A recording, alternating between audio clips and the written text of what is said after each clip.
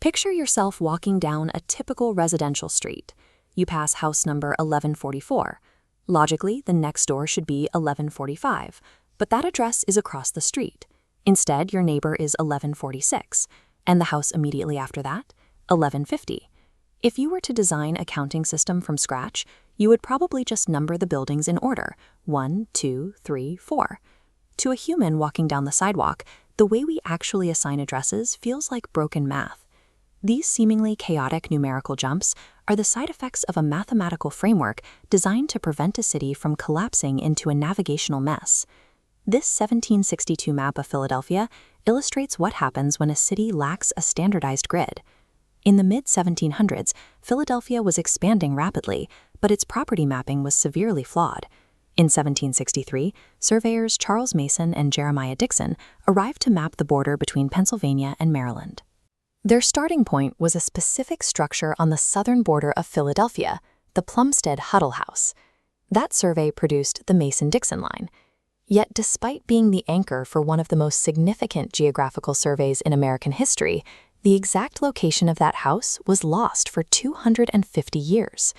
The culprit was chronological numbering. In early cities, houses were assigned numbers based on the order in which they were built, with no connection to their physical location on the street. When Philadelphia modernized its street numbering in 1856, these original addresses were wiped off the map. There was no conversion table to translate the old building order into the new street-based system. Chronological addressing actively erased history. It proved that cities needed a mathematical system that mapped directly to physical geography, one that could scale as the population grew. Imagine you are a 19th century city planner trying to fix this chronological mess. Your first instinct might be to rely on a simple sequential sequence. Look at this street diagram. Using a sequential method, you lay out 1 through 50 down the left side, then loop around and number 51 through 100 all the way back up the right side. That works until a developer paves an extension at the end of the road and builds 20 new homes. If you continue the sequence, house number 101 has to be built directly next to house number 50. The geographical logic instantly breaks. By separating the sides, putting all the odd numbers on the left and the evens on the right, the far ends of the road will always match mathematically. Number 99 will sit across from 100.